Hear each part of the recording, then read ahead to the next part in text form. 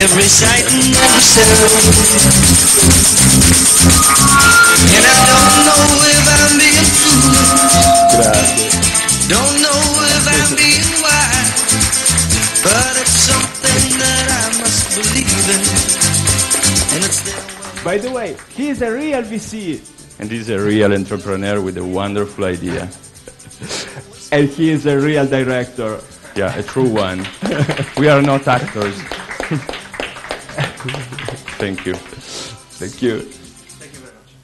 So now the session expect a presentation about what is VC more formally. So this is the right time if you have any questions for Riccardo, the venture capitalist, or for Filippo, the entrepreneurs, during the presentation or later during the break. Okay. So have a seat. Stay here for a few minutes more and what Riccardo is looking to explain to us,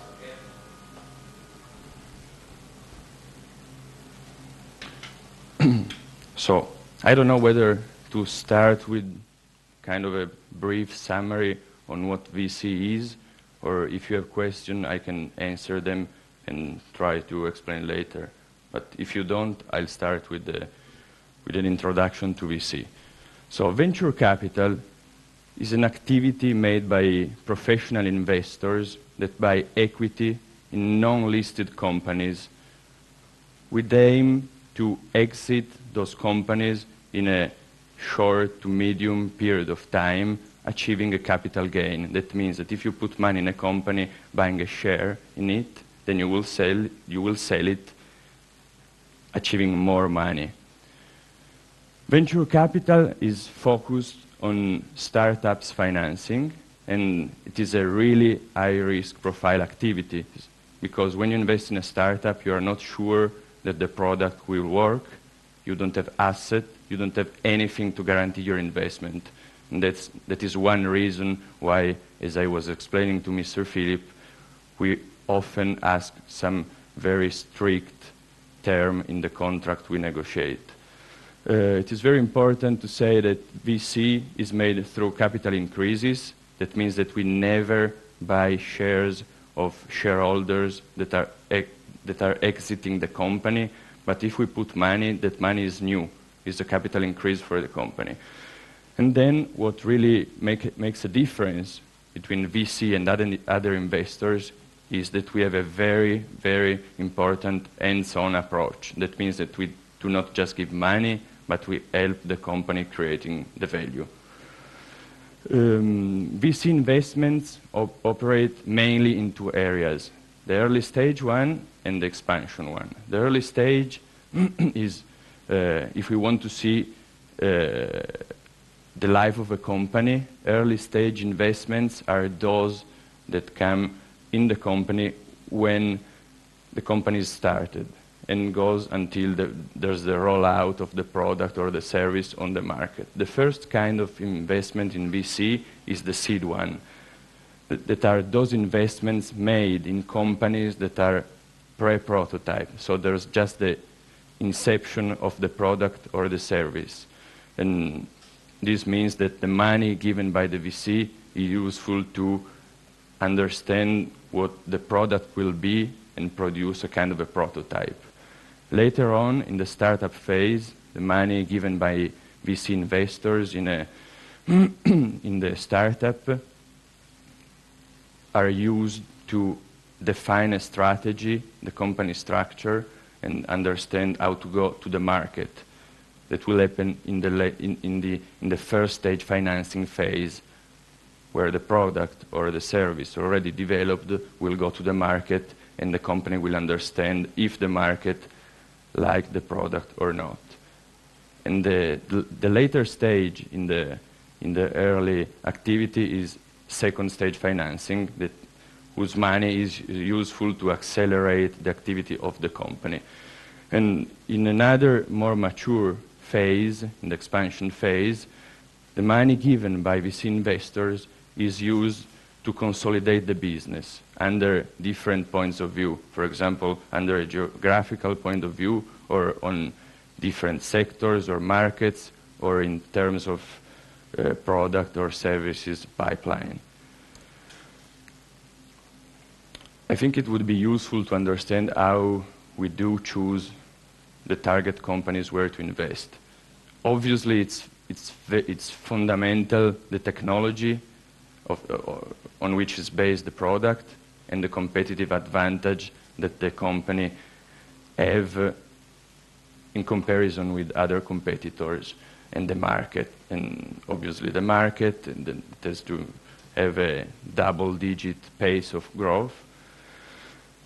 But what is really important too, as I was trying to show, asking to Mr. Philip, is also the founders team. Because funding a startup is kind of getting married.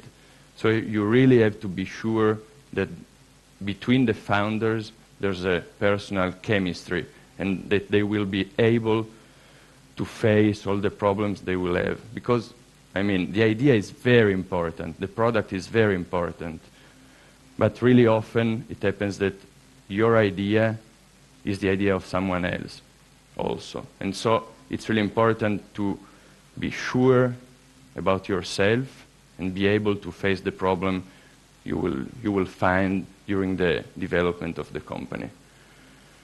And then obviously, since we see investors as investors too, they will have to be sure about the exit, and they will have to be interested in the returns that have to be at least potentially very high, because given the very high risk profile of the investments, the returns has to be high too.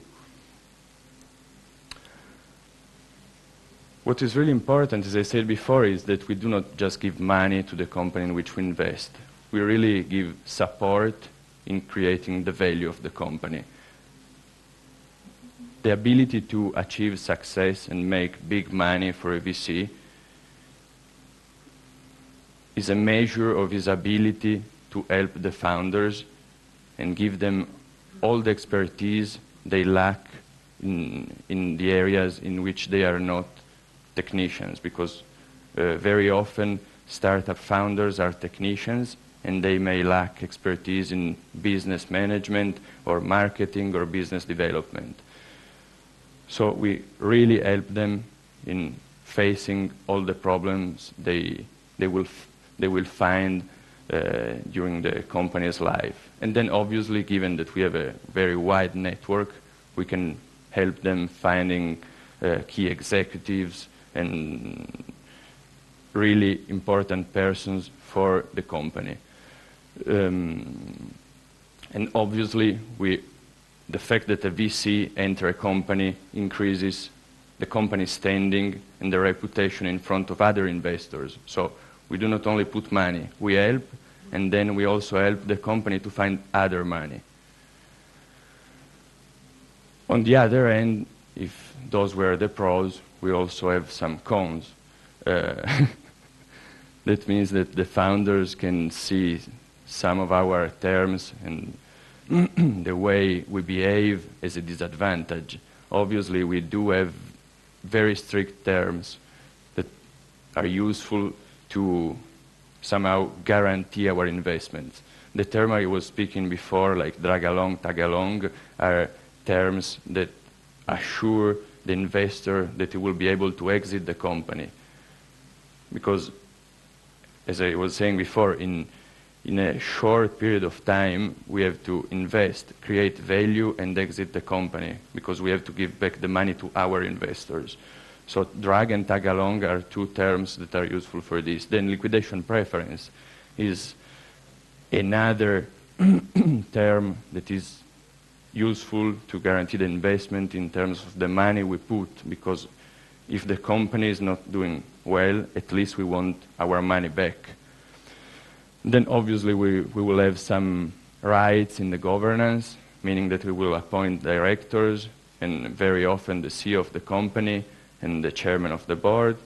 We will ask for certified auditors, and we will